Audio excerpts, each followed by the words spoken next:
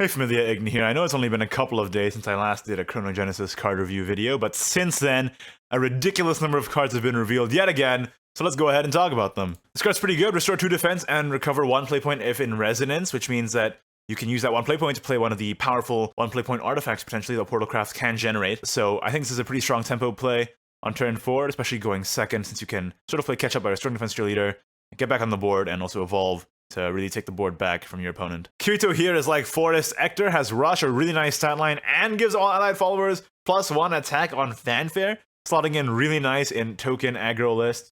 It also gains more utility later on as well with this additional give other allied followers Rush if at least 2 other cards are played this turn.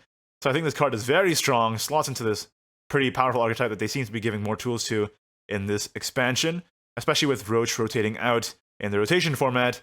Forest is going to need some other kind of finisher to push that extra damage, and I think this may very well be it. This card is very strong. This card is actually pretty okay. You know, just a 3 play point 1/4 ward is pretty good stat line and ability, but it also has the enhanced 5 gain +2/+2. In Constructed, maybe not in the most optimal list, but definitely an amazing take 2 card, and I wouldn't even be surprised to see it in Constructed as well, just because the stat line is just so good. The 3 to 4 flashpoint in health is really important. It means that it lives through Hungering Horde, it lives through Breath of Salamander, etc., etc., so I think this card could definitely see play. It's a 2 play point Earth Threat that summons a 2/2. Of course, you usually want the Clay Golem because it synergizes with more cards, especially with the new Mysterious stuff in this set. But essentially, it's a 2 play point, summon a 2/2, have an Earth Sigil, it's strong. So this Sleepy Skeletor here is like a shadow version of Abyss, and it's a little hard to judge just because it does so much. It does give a pertinent threat on board that still does damage even if killed, which is a powerful thing, as we've seen with Jormungand, as we've seen with Abyss, as we've seen with, to a lesser extent, Heresy.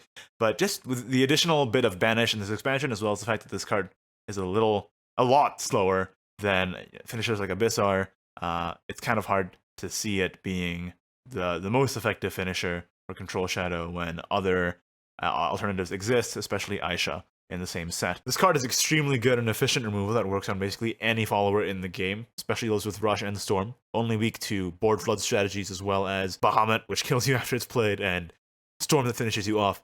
But otherwise, I would not be surprised to see this in all manner of lists, in all formats, because of how good it is at single target removal. Firesprite Grove is a hard card to evaluate because it does so much, but I don't think it's that great. It's basically going to be played as a 1 play point fairy generator, I believe.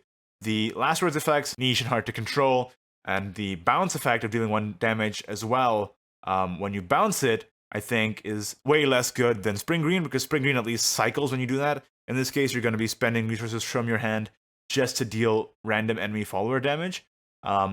And I don't think that's going to be all that effective. I may definitely be wrong on this one, just because Force is my least played class, and this card effect is extremely complicated, and it's hard to think of all the situations in which it can be used, but my gut feeling says it's not that great, and I said the same thing about Spring Green not being all that great, and now it's not being run in any of the Forest lists, to my knowledge, so yeah. This card is so fascinating. I really like that Haven is going into this direction of restoring defense to your allied followers with the new Jean and such, because they have that new amulet, which I'm going to talk about, which makes defense matter. In this case, it restores 2 defense to all other allied followers when it comes into play. This means, including its Last Words effect, not just a fanfare, and the Last Words is give a random countdown amulet, allied countdown amulet. Last Words, summon this card. Historically, healing your own followers hasn't been valuable at all, but regardless, it is a card that just keeps on coming back, and it does synergize with this new Haven direction of restoring health to your followers, and if that ends up working, this might be one of those key cards that makes that kind of deck worth playing in the first place. This is a Floral Fencer that heals you.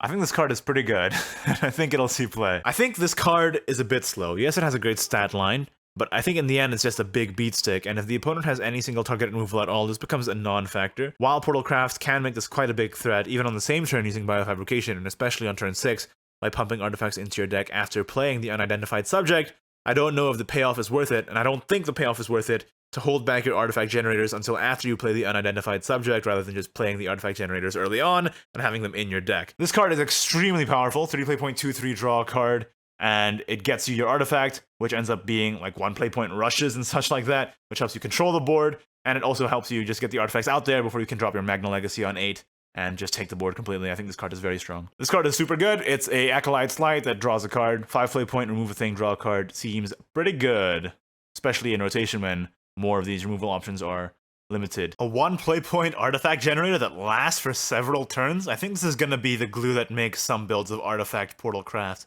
just work. I think this card is very good. 5 play point deal 3 damage isn't the greatest thing in the world. It does repeat itself, but I just think it's a bit slow. Maybe in a more grindy, Mysteria style burn list that may or may not exist once the expansion comes out, but for the cost, the effect is not great, and it also doesn't really have synergy with Oz, because if Oz dies, it'll just banish the Chain Lightning in your hand anyway, so. This card is super good. 3 play point 2/2 gives you a card, and if you play 1 cost guys or less, they gain Rush. Not bad at all. I think it's definitely an extremely powerful take 2 card, and in Constructed, we'll see less play, but may see some in niche decks, especially those that generate 1 play point tokens.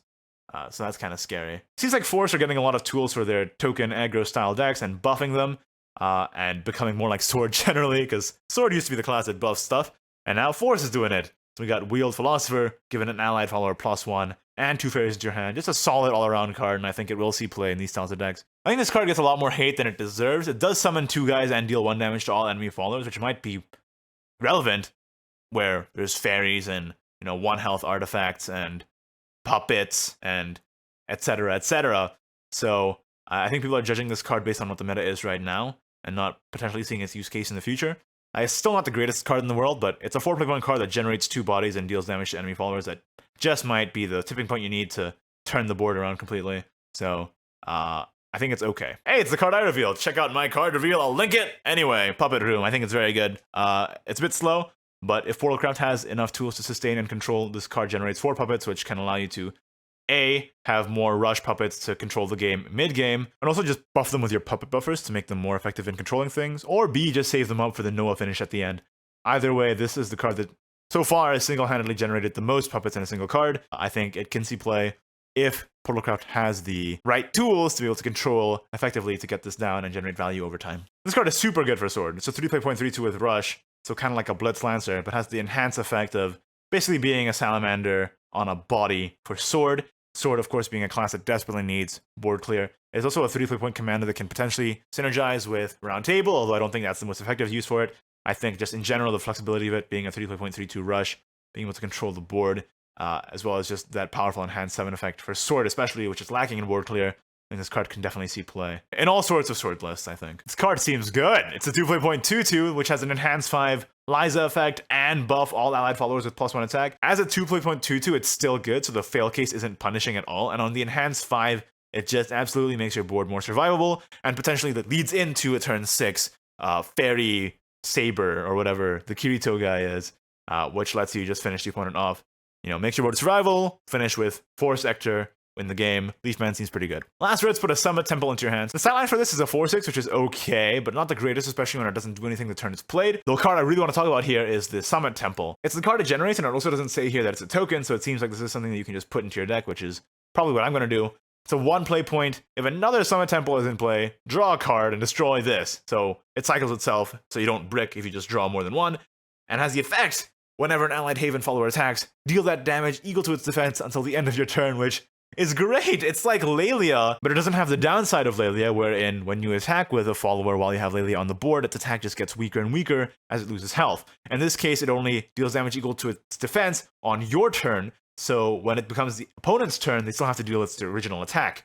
And this is what I was talking about when I was quite surprised and happy to see that Haven Craft is leaning more towards this, having big health total followers and more focused on healing them throughout the game to give them value, perhaps with something like Summit Temple. It's also way, way, way more flexible than Lelia because of its cost and ability to cycle, and it's harder to remove because it's an amulet and can't be traded into, and it doesn't have countdowns, so it just stays there forever. It does have the downside wherein it only works with Havencraft's followers on your side, so you can't really use it with something like Zeus, but you could actually build your deck to where that may be a benefit, and it still has that impact that it's intended for with cards like Heavenly Knight, so you can have a 7 play point 7/7 Ward Storm out of nowhere. I love this card. I love what it opens up in terms of possibilities for deck building for Haven, and I'm definitely going to play it. This is one of my favorite cards of the set, I think, so far. This card's an arena card. I don't think it's going to see play in Constructed. It's just, the effect is not worth the cost, the stat line is not worth the cost, and Dragon just has much better things to play at this point in the game. There's been a lot of hate for this card, and I'm not quite sure why. Like, it's not the greatest thing in the world, but the Circle Jerk over Sword is real right now. It's a ward that can't be targeted by enemy spells and effects, and it is a bit anti-synergistic with Sword's usual plan of flooding the board because of losing attack